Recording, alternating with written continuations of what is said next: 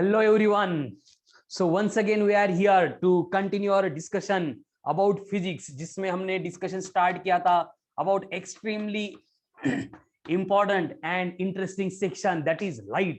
अब light के बारे में जितनी भी बातें required थी, कैसे required थी, जो theoretical बातें हैं या फिर numerical solve करने के लिए required थी, जो natural phenomenon के लिए responsible थी, वो actual light का behavior कैसे होता है, लाइट मिरर में कैसे बिहेव करता है, लेंस में कैसे बिहेव करता है, रिफ्लेक्शन मतलब लाइट कैसे उसी मीडियम में बाउंस बैक होके वापस आती है, रिफ्रैक्शन मतलब ट्रांसपेरेंट मीडियम दिखने के बाद लाइट कैसे दूसरे मीडियम में एंटर करती है, ये सारी बातें हमने अब बहुत ज्यादा डिटेल में देख ली है। ठीक है, तो अभी लाइट बोलने के बाद किसी को कंफ्यूजन नहीं होना चाहिए। लाइट मतलब क्या क्या होता है फ्रॉम स्टार्ट, पहला लेक्चर लाइट का था, उससे स्टार्ट करते हैं क्योंकि आज जो हम पढ़ने वाले हैं वो पूरी थ्योरेटिकल बातें होगी, कोई भी मतलब आपको न्यूमेरिकल फॉर्मूले कुछ भी अलग नहीं मिलने वाला।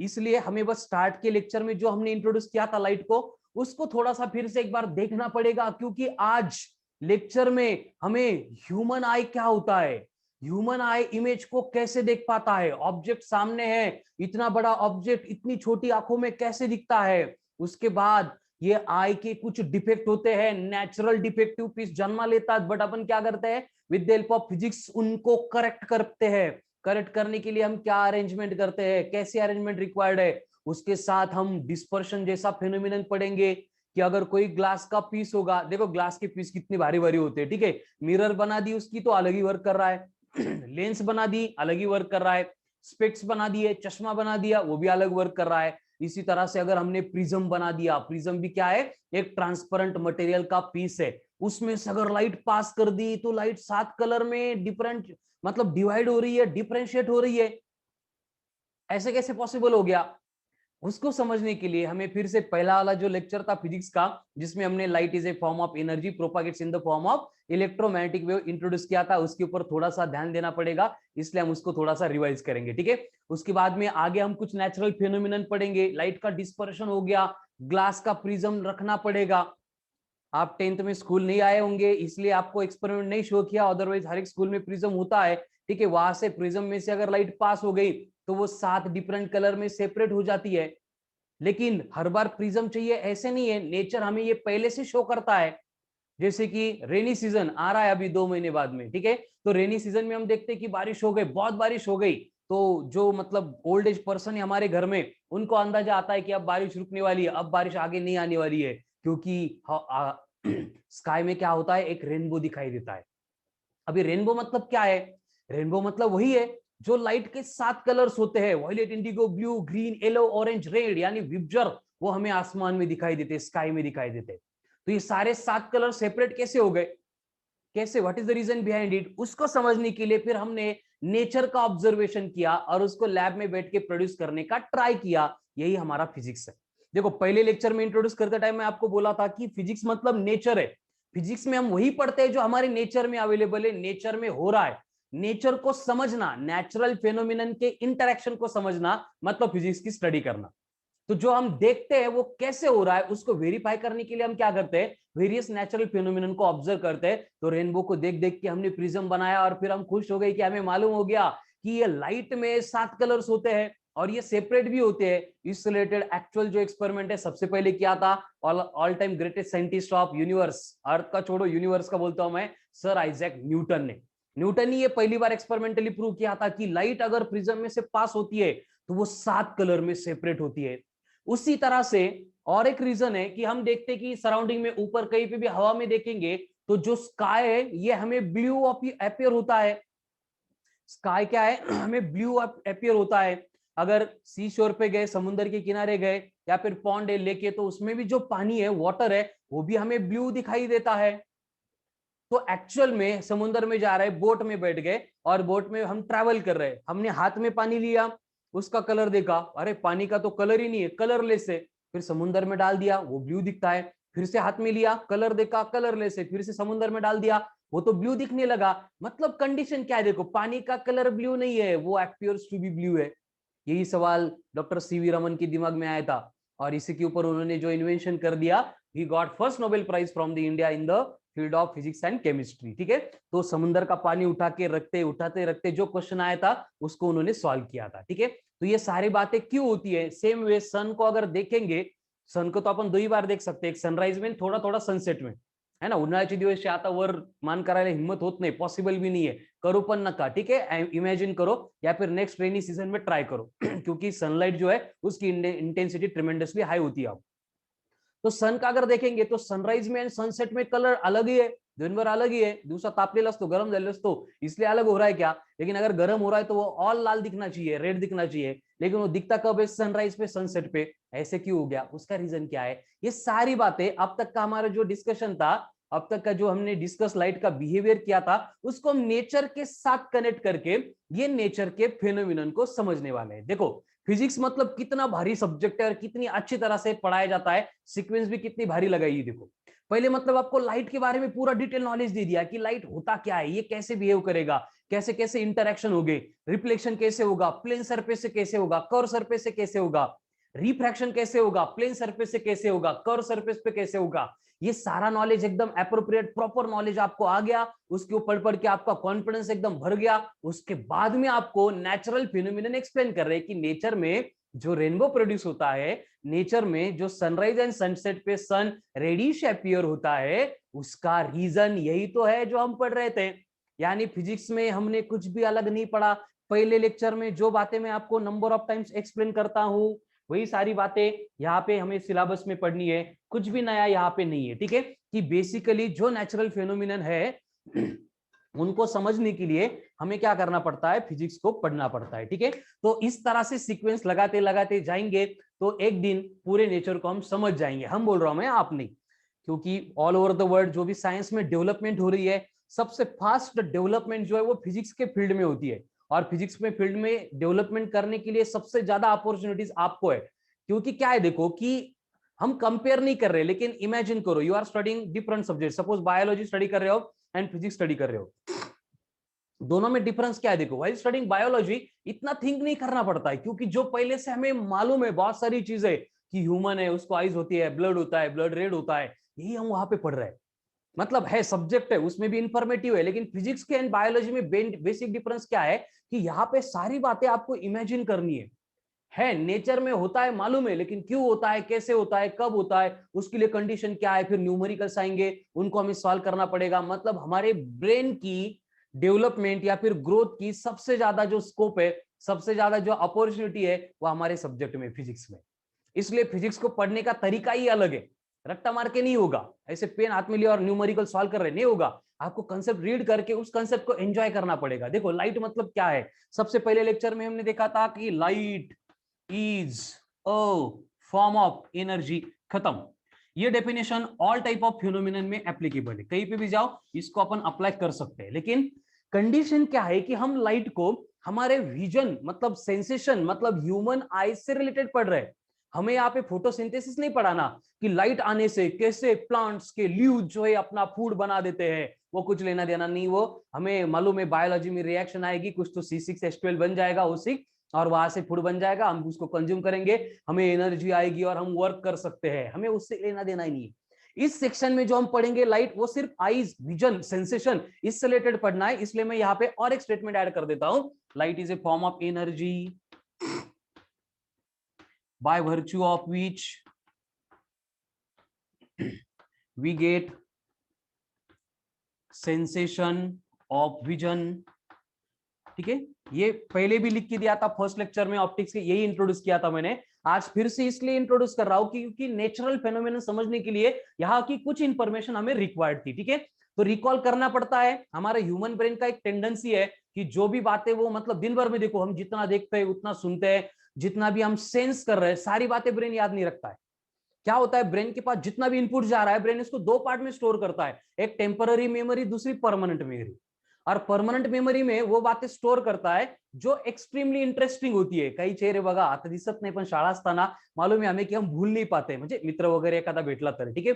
इसका मतलब क्या है कि जो बातें बहुत ज्यादा इंटरेस्टिंग थी उसकी अगर इमेज मिल गई तो ब्रेन उसको परमानेंट मेमोरी में स्टोर कर देता है। जैसे कोई मूवी है 10 साल पहले देखी थी, 4 साल पहले देखी थी, लेकिन अभी तक पूरी एज इट इज याद है, मतलब ये ब्रेन डिसाइड करता है, और ब्रेन को डिसाइड करने के लिए मतलब उसका हैबिट हमने पहले से कैसे मतलब उसको बनाया है, कैसे लर्न किया है, कैसे ट्रेन किया है, उसके ऊपर डिपेंड करता है। तो हो सकता है स्टडी की बातें वो परमानेंट मेमोरी में लेके नहीं जा रहा होगा, इसलिए कुछ लोग हैं जिनको लगता है कि पढ़ने के बाद याद ही नहीं होता। उनका रीजन ये है कि उन्होंने ब्रेन को अलग से ट्रेन किया है। लेकिन अभी आप उसके हैबिट्स जो है वो चेंज कर सकते हैं, और उसको चेंज करने के लिए आपको सिंपल क्या करना पड़ेगा, रिकॉल रिवीजन। 2 R आपको बहुत काम में आएंगे, recall revision, recall revision. Recall करो मतलब जो है एज इट इज देखो, जो है एज इट इज सुनो, जो है एज इट इज पढ़ो। रिवीजन मतलब जो ब्रेन में स्टोर हुआ अभी अभी उसको विजुअलाइज करो, देखो फिर से। हमें अगर दिख रहा है, विजुअलाइज हो रहा है, मतलब वो शिफ्ट हो रहा है टेम्पररी मेमोरी से परमानेंट मेमोरी में। एंड एक बार परमानेंट मेमोरी में आ गया, फिर हमें थोड़ा सा कॉन्फिडेंस आता है, अच्छा लगता है कि कंसेप्ट क्लियर हो गई, उसकी इमेज क्या होती है, प्रॉपर वे से फॉर्म होती है। ठीक है, तो इस तरह से हमें ये रिकॉल करना पड़ेगा। रिकॉल करने के बाद इसकी रिवीजन करनी पड़ेगी। एक बार रिकॉल रिवीजन पे फोकस करेंगे तो ये सारी बातें हमारे परमानेंट मेमोरी में स्टोर होने वाली है। अब देखो कंडीशन क्या है कि हमने लाइट को यहाँ पे डिफाइन किया कि ये अकेला पूरे यूनिवर्स का, पूरे ग्लोब का अकेला एनर्जी का पार्ट है जो हमें विजन का सेंसेशन देता है। जैसे अभी रूम है, मैंने बहुत सारे लाइट यहाँ पे लगाए हैं, मेरे पास आके है, मेरे रूम में बहुत सारे ऑब्जेक्ट्स पड़े, बहुत सारे बुक्स पड़े, कैमरा है, लैपटॉप है, मोबाइल है, चौक है, सब कुछ है। लेकिन अगर मैंने लाइट को ऑफ कर दिया तो इतनी भारी आंखें कुछ काम की नहीं होगी, लैपटॉप है, कैमरा है, इतने सारे बुक्स है, कुछ भी दिखेगा ही नहीं। मतलब समझ में आ रहा है ना, घरात घड्याळ घेऊन आलो बट वो वर्क ही नहीं कर रही। कब तक वर्क नहीं करेगी, जब तक उसमें सेल इनपुट नहीं करेंगे, जब तक हम उसको एनर्जी नहीं देंगे ट्रिगर होने के लिए, तब तक वो वर्क नहीं करेगी। सेम वे हमारे आईज को वर्क करने के लिए कंपलसरी किसकी रिक्वायरमेंट होती है, एक एनर्जी को, जिसको अपन लाइट बोलते हैं। क्या बोलते हैं, लाइट बोलते हैं। और ये लाइट का हमने ऐसे भी लिखा था कि it propagates, it propagates through given medium. जो भी मीडियम दिया है, अब मीडियम इसलिए ले रहे हम, अरे मीडियम इसलिए ले रहे हम क्योंकि यहाँ पे जो है अर्थ के सरफेस के ऊपर हम रहते हैं, तो यहाँ पे एटमॉस्फेयर प्रेजेंट है। अगर कभी घूमने चले गए स्पेस में जहां पे मीडियम नहीं है, तब वैक्यूम की बातें हम करते हैं। लेकिन यहाँ पे क्या होता है कि व्हाइल प्रोपागेटिंग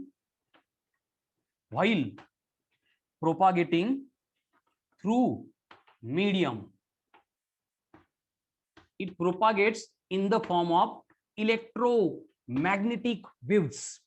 किसके फॉर्म में, इलेक्ट्रोमैग्नेटिक वेव्स। और ये इलेक्ट्रोमैग्नेटिक वेव्स मतलब क्या होता है, इलेक्ट्रोमैग्नेटिक वेव्स मतलब ऐसा वेव है जो एयर में से एज वेल एज वैक्यूम में से भी ट्रैवल कर पाता है।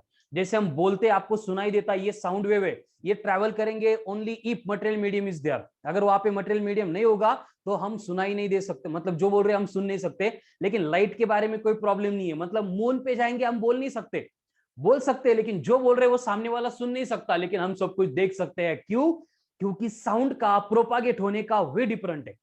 लेकिन लाइट जो है वो प्रोपागेट होने के लिए किसी के ऊपर डिपेंड ही नहीं है, उसकी खुद की इलेक्ट्रिक फील्ड मैग्नेटिक फील्ड को बनाती है, मैग्नेटिक फील्ड इलेक्ट्रिक फील्ड को बनाती है। ये सारा बनाने वाला जो पार्ट है, हम ऑलरेडी इलेक्ट्रिसिटी के सेक्शन में पढ़ चुके हैं। जो नहीं थे उनको क्या करना है, इस नंबर पे खुद का नेम, स्कूल का नेम व्हाट्सअप करना है, so that I can send you link of recorded lecture, और वहां से आप इलेक्ट्रिसिटी का सेक्शन भी कंप्लीट कर सकते हो।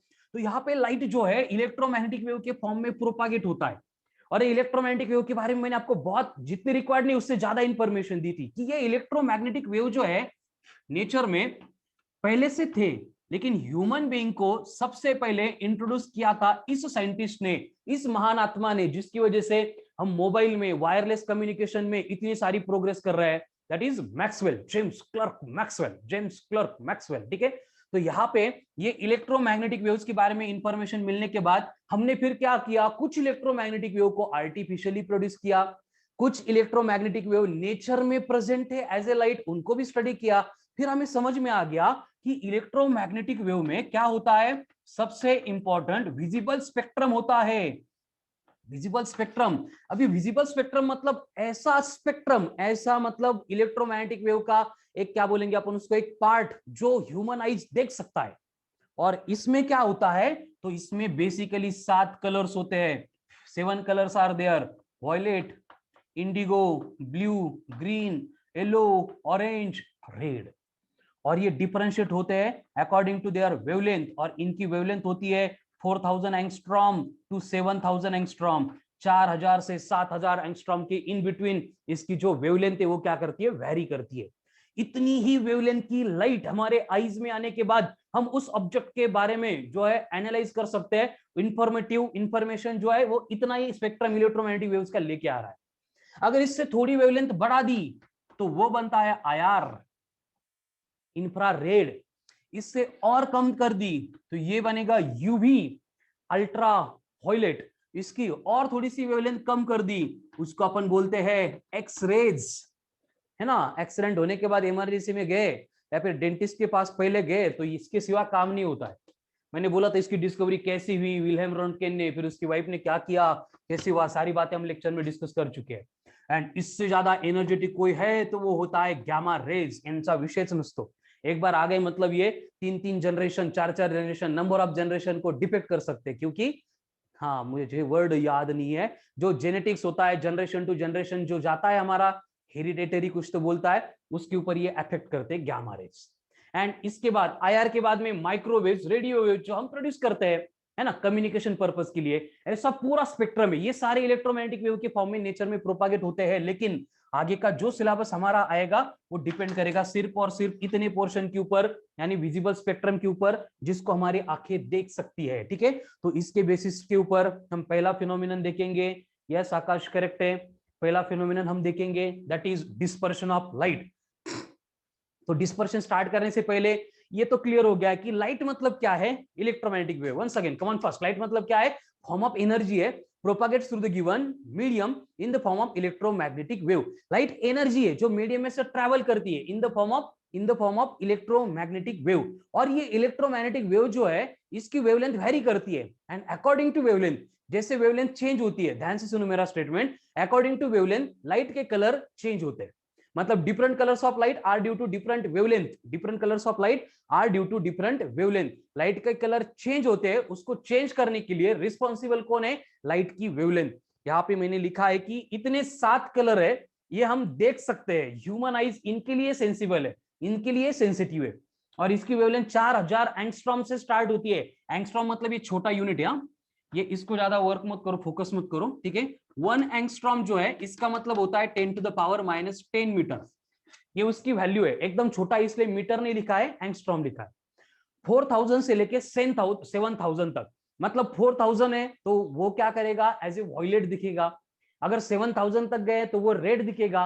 एंड इन बिटवीन घूम रहे तो ये बीच वाले कलर हमें मिलेंगे, Indigo, blue, green, yellow, orange, red. तो लाइट में, नेचुरल लाइट में सिर्फ इतने कलर होते हैं, कितने, 7। कौन से, violet, indigo, blue, green, yellow, orange, red. Come on first, कौन से, violet, indigo, blue, green, yellow, orange, red, VIBGYOR. इसको इन शॉर्ट क्या बोलते हैं हम, विबजर। तो ये 7 कलर्स होते हैं, ये हम प्रोड्यूस नहीं करते हैं। ये 7 कलर्स लाइट में पहले से प्रेजेंट होते हैं, लेकिन जब ये साथ में ट्रैवल करते हैं तो साथ में ट्रैवल करने से उनकी स्पीड इक्वल होती है। इक्वल स्पीड से ये कंबाइनली जब मूव करते हैं तो इसका पूरा कंबाइन स्ट्रक्चर हमें व्हाइट एपियर होता है। मतलब सनलाइट आ रही है वो व्हाइट लाइट है ही नहीं। व्हाइट लाइट मतलब क्या है, इन सब का मिक्सचर है। ये आज हम बोल सकते हैं, मैं यहाँ पे एक्सप्लेन कर सकता हूं क्योंकि मैंने बुक्स में पढ़ा है। मैंने थोड़ी पूरी जिंदगी इसको लगा दी कि व्हाइट लाइट है, इसमें 7 कलर्स है, कुछ नहीं। समझ में आ रहा है ना। ये बड़े बड़े लोग जो हो गए न्यूटन की तरह, इन्होंने पूरी लाइफ इन्वेस्ट कर दी एक एक नेचुरल फिनोमिनन को समझने के लिए। तो सबसे पहले न्यूटन के टाइम भी ये बातें मालूम नहीं थी, तो वहां पे न्यूटन ने भी ये बात जब फर्स्ट टाइम ऑब्जर्व की कि नेचर में क्या होता है कि रेन आके चली गई और उसके तुरंत बाद अगर सनलाइट, मतलब वहां पे एकदम सनी डे प्रोड्यूस हुआ, तो उससे क्या होता है कि जहां पे सन है, सन हमेशा बिहाइंड चाहिए, उसके अपोजिट अगर देखेंगे तो वहां पे क्या दिखता है, रेनबो दिखता है। क्या दिखता है, रेनबो दिखता है। इसलिए मॉर्निंग में रेनबो कभी ईस्ट में नहीं दिखेगा, इवनिंग में रेनबो कभी वेस्ट में नहीं दिखेगा। रेनबो देखने के लिए कंडीशन है सन हमेशा हमारे पीछे होना चाहिए। तो ऐसा क्या हो जाता है कि रेन आके चली गई और उसके बाद में हमें आसमान में, हवा में 7-7 कलर दिखने लगे। उसके लिए हमने एक अलग से क्या किया है, एक ग्लास का ट्रांसपेरेंट मटेरियल का पीस बनाया है जिसको बोला जाता है प्रिज्म या फिर प्रिज्म।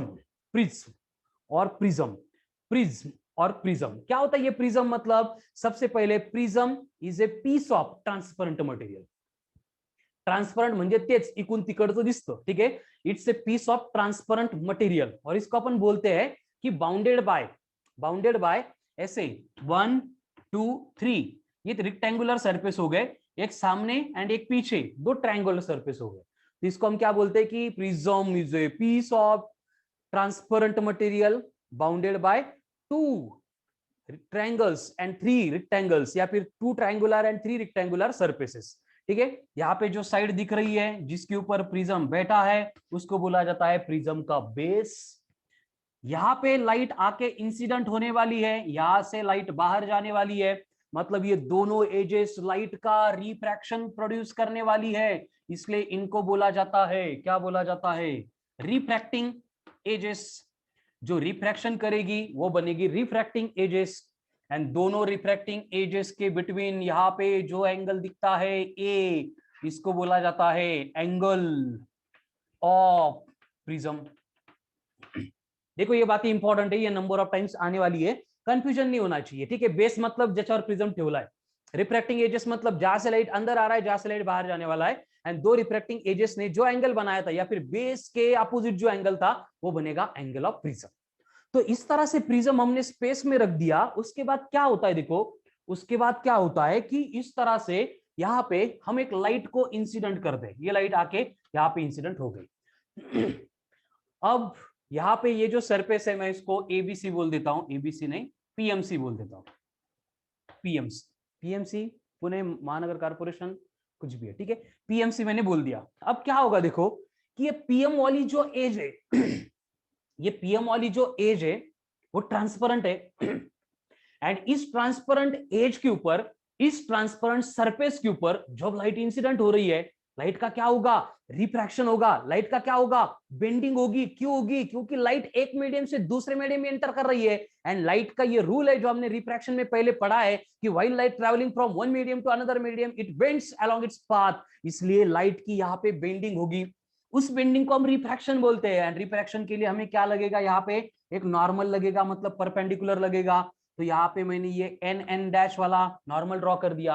अब अगर यहाँ पे प्रिज्म नहीं होता तो लाइट ऐसे चला जाता, तो ये बनेगा हमारा यू आर अनडिवेटेड रे, यानी टर्मिनोलॉजी चेंज नहीं हुई, जो रिफ्रैक्शन रिफ्लेक्शन में स्टार्ट में इंट्रोड्यूस किया था वही है सब कुछ यहाँ पे. ठीक है, तो अब क्या यहाँ पे अगर प्रिज्म नहीं होता तो ये यहाँ पे जाता, तो इसको मैंने बोला है एज ए अनडिवेटेड रे.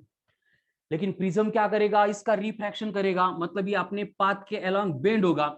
उसमें भी कंडीशन मालूम है कि लाइट अगर रेयर टू डेंसर जा रहा है तो वो नॉर्मल के टुवर्ड्स बेंड होता है, इसलिए ये अलोंग दिस पाथ छोड़ के इस साइड में बेंड होके यहाँ पे आएगा. फिर इसके बाद भी ये पीसी वाली जो रिफ्रैक्टिंग एज है वो भी ट्रांसपेरेंट है, अंदर का मटेरियल डिफरेंट था, बाहर का मटेरियल तो एयर है मतलब डिफरेंट है, यानी अगेन लाइट डिफरेंट मीडियम में एंटर करने वाली है, मतलब अगेन लाइट का रिफ्रैक्शन होने वाला है, मतलब अगेन लाइट की बेंडिंग होने वाली है, मतलब यहाँ पे जो लाइट है वो स्ट्रेट लाइन पे नहीं जाएगी. यहाँ पे फिर से हम अगर नॉर्मल ड्रॉ करेंगे तो लाइट इस पाथ के अलोंग ट्रैवल करेगी, यानी कि ये आने वाली लाइट थी, इसको हम इंसिडेंट लाइट रे बोल सकते हैं. ये जाने वाली है, इसको अपन इमर्जेंट लाइट रे बोल सकते हैं. अगर इंसिडेंट रे ने नॉर्मल के साथ एंगल बनाया तो यहाँ पे उसको हम आई बोलेंगे, आई मतलब एंगल ऑफ इंसिडेंस. यहाँ पे नॉर्मल के एंड रिफ्रैक्टेड रे के बिटवीन यहाँ पे एक एंगल है, यहाँ पे एक एंगल है, इनको मैं R1 R2 बोलता हूं, एंड ये एंगल ऑफ रिफ्रैक्शन ही है लेकिन बाहर जाने वाला है मतलब इमर्जेंट लाइट रे का है, इसलिए समझ में आना चाहिए, इसलिए मैं ई बोलता हूं. और ई को बोला जाता है एंगल ऑफ इमर्जेंस. ई मतलब क्या होता है, angle of emergence, angle of emergence. अब यहाँ पे देखो कंडीशन क्या है कि ये तो समझ में आ गया, पहले एक बार रिफ्रैक्शन हुआ करता था, यहाँ पे 2 बार रिफ्रैक्शन हो गया, तो लाइट के 7 कलर स्प्लिट होने का क्या मतलब कौन सी बात आ गई यहाँ पे, क्यों लाइट स्प्लिट होंगे. चलो एक बार नोमेनक्लेचर सारा देख लो. एंड मेरा क्वेश्चन है तेजस बेटा, एंगल ऑफ प्रिज्म जो है वो अकॉर्डिंग टू मैन्युफैक्चर वेरी होता है, हम एक्यूट भी बना सकते हैं, हम इक्विलैटरल प्रिज्म भी बना सकते हैं, अकॉर्डिंग टू मैन्युफैक्चर वो चेंज होगा एंगल ऑफ प्रिज्म, कोई फिक्स बात नहीं है. लेकिन जो स्टैंडर्ड केस आपको दी जाएगी 10 तक की, वहां पे 60 डिग्री हम लेते हैं इक्विलैटरल प्रिज्म की. चलो my question is that you have to answer that, diagram देखना है, उसको समझना है, और उसके साथ में मेरा एक सिंपल क्वेश्चन है, यहाँ पे रिफ्रैक्शन हो गया, चलो एक बार छोड़ के 2 बार हो गया, तो लाइट के कलर क्यों सेपरेट हो गए? कलर सेपरेट होने का कहां पे पार्ट आ गया? ये तो नेचुरल, मैं भी एक्सेप्ट करता हूं, एक्सपेरिमेंट में भी दिया है ये। यहां से व्हाइट लाइट आती है, यहां से 7 कलर निकलते, क्यों? ये मेरा क्वेश्चन है, आई एम एक्सपेक्टिंग आंसर। अभी भी सेम वे सारे के सारे आंसर मुझे मिल गए एज पर एक्सपेक्टेशन। न्याय का आंसर तो 1 स्टेप अहेड है, जितना एक्सपेक्ट कर रहा था उससे भारी आंसर मुझे यहाँ पे मिल गए। अब उसको थोड़ा सा बोर्ड पे और डिटेल में देख लेते हैं, ठीक है? क्या होता है देखो, देखो क्या होता है। तेजस करेक्ट है बेटा, refractive index is also. Manisha, ये एक्सेलेंट आंसर है, I was waiting for this one. Condition क्या होती है कि मैंने जब आपको रिफ्रैक्शन पढ़ाया था, तो रिफ्रैक्शन में हमने इस कांस्टेंट को इंट्रोड्यूस किया था, क्या? ये म्यू। म्यू मतलब क्या है? Refractive index. और रिफ्रैक्टिव इंडेक्स मतलब क्या है? आकाश करेक्ट बेटा आंसर।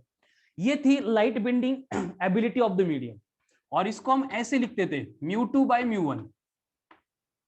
इसका मैंने और एक फॉर्मूला बोला था आपको, sine i upon sine r, और एक था speed of light in first medium upon speed of light in second medium. लेकिन वेव की केस में एक फॉर्मूला हमें अप्लाई करना पड़ता है, C equals to n into lambda.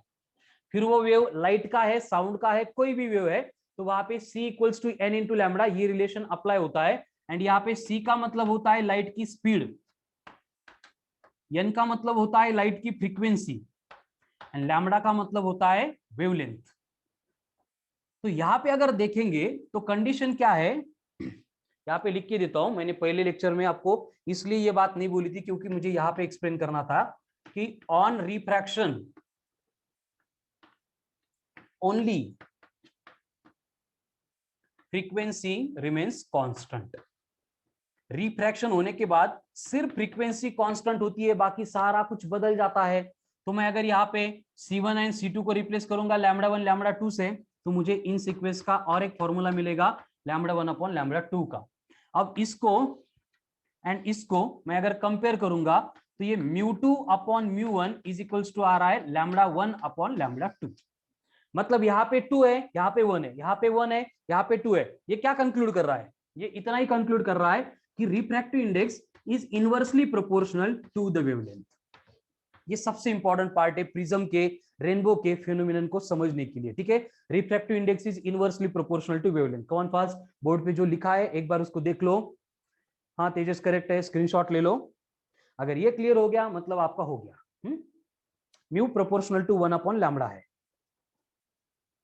अब इससे क्या होता है देखो, mu proportional to 1 upon lambda होने से क्या होगा?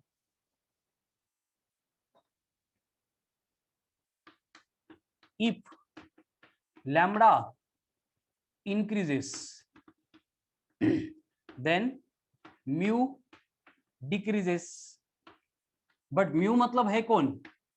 म्यू मतलब है लाइट बेंडिंग एबिलिटी,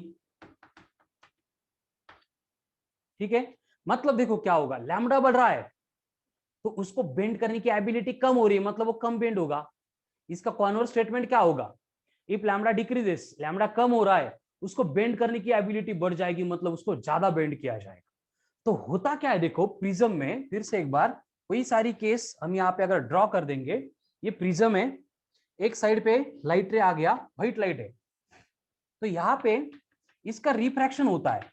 लेकिन इस रिफ्रैक्शन में होता क्या है देखो, यहाँ पे ऐसे जो कलर्स थे, हर एक कलर का जो भी बेंडिंग का पार्ट है, जो भी बेंडिंग का पार्ट है वो डिफरेंट होता है। मतलब इस तरह से वो बेंड होते हैं, मतलब सेपरेट होते हैं, लेकिन उनकी बेंडिंग डिफरेंट रहेगी अकॉर्डिंग टू दिस रिलेशन। और इसमें मुझे बोलो सबसे ज्यादा बेंडिंग किसकी होगी? Come on fast Neha, Neha Neha correct है, करेक्ट है, करेक्ट है बेटा, एक्सीलेंट आंसर्स। चलो my next question is that, excellent Tejas, Tanvisha, very good. जिसकी वेवलेंथ सबसे कम है उसकी बेंडिंग सबसे ज्यादा होगी। वेवलेंथ कम किसकी है? स्टार्ट हो रहा है विबजर वी से, वॉयलेट से, इसका मतलब सबसे ज्यादा जो बेंडिंग हो गई ये वॉयलेट की। अगेन यहां से फिर से रिफ्रैक्ट हो रहा है, मतलब ये डबल बेंड होगा, ठीक है? ये इस तरह से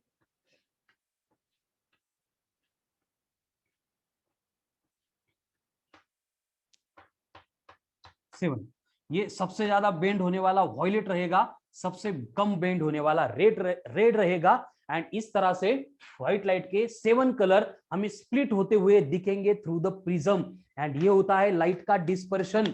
और डिस्पर्शन मतलब क्या होता है, अगर यहां से डिफाइन करेंगे, डिस्पर्शन मतलब क्या है, phenomenon of separation of white light into its 7 constituent colours.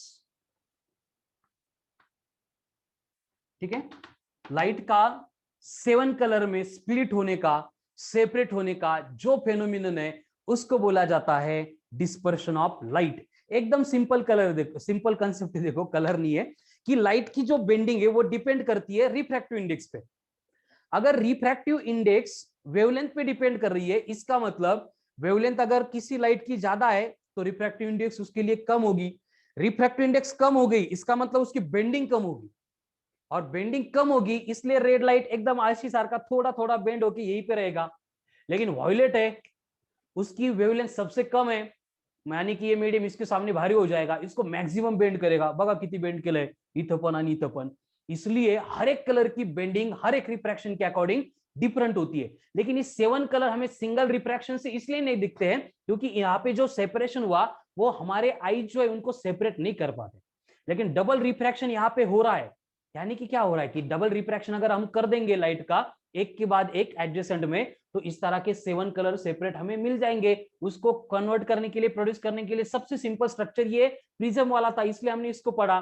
Nature में यही एग्जिस्ट है, वाटर के ड्रॉपलेट, वहां पे लाइट आती है, इंसिडेंट होती है, 2 बार रिफ्रैक्ट होती है, बाहर आती है, और हमें दिखता है कि लाइट के तो 7 कलर्स है, और वहां पे क्या होता है, रेनबो फॉर्म होता है। ठीक है, तो ये हो गया डिस्पर्शन ऑफ लाइट। तो फॉर्मूले वगैरह यहाँ पे हमें डिराइव नहीं करने हैं, प्रिज्म के बहुत सारे हैं लेकिन अभी डिराइव नहीं करने हैं। इसके बाद जो रिमेनिंग फिनोमिनन बचे हैं एंड सबसे इंपॉर्टेंट ह्यूमन आई एंड उसकी वर्किंग बची है, वो हम कल के लेक्चर में और डिटेल में देखने वाले हैं। ठीक है, अभी आपको क्या करना है, पहला वाला टॉपिक एंड आज की जो कंसेप्ट हो गई उसको प्रिपेयर करना है साइमल्टेनियसली। कल से from tomorrow DPP session is starting.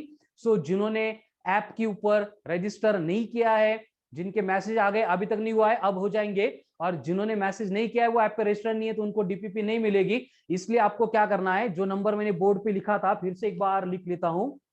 तो इस नंबर पे your name, your fathers parents name, your school name and WhatsApp mobile number, ये इतनी डिटेल्स आपको सेंड करनी है so that I can add you, register you in the app. Same way अगर previous recorded lecture चाहिए तो आपको इस नंबर पे अगेन सेंड करना पड़ेगा, देन मैं वहां पे आपको लिंक सेंड करूंगा।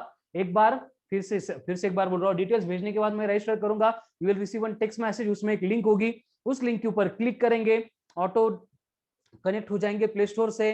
कोरालिस फिजिक्स हमारा खुद का ऐप है, वो डाउनलोड हो जाएगा। उसमें रजिस्टर करने के लिए जो नंबर मेरा नहीं है, जो नंबर मुझे दिया था वो एंटर करो, उसी नंबर पे आपको ओटीपी आ गया, ओटीपी एक बार डाल दिया कि आपका रजिस्ट्रेशन हो जाएगा। नाउ ऑनवर्ड जो भी डीपीपी वाला पार्ट है, जो भी असाइनमेंट होगी वो मतलब वहां पे आपको मिलेगी, कैसे यूज करना है ऐप उसका लाइव डेमो में आपको शो करूंगा, या फिर आपको मालूम हो जाएगा। एकदम सिंपल है, आपकी बैच में जाएंगे, ऊपर एक लाइन है उसको स्क्रॉल करेंगे, असाइनमेंट में वो डीपीपी होती है, असाइनमेंट पे क्लिक करेंगे आपको डीपीपी दिखेगी, उसको रीड करना है, सॉल्व करना है, एंड जहां पे सॉल्व किया था वो सॉल्यूशन फोटो निकाल के वहां पे अपलोड करना है। ठीक है, तो इस तरह से हम कल से ये सेशन स्टार्ट कर रहे हैं। डीपीपी जो है electricity as well as light दोनों सेक्शन पे रहने वाली है, इसलिए recorded lecture as early as possible जिनके पेंडिंग है कंप्लीट करो। और इसके बाद में मैंने बोला है कुछ खास बचा नहीं है, थ्योरेटिकल बातें वो कल हो जाएगी, एंड उसके बाद कुछ हीट सेक्शन की बातें हमें डिस्कस करनी है, एंड उसके बाद में टिल योर बोर्ड्स एग्जाम, हम सिर्फ आपके बोर्ड के एग्जाम के क्वेश्चन की प्रैक्टिस करने वाले।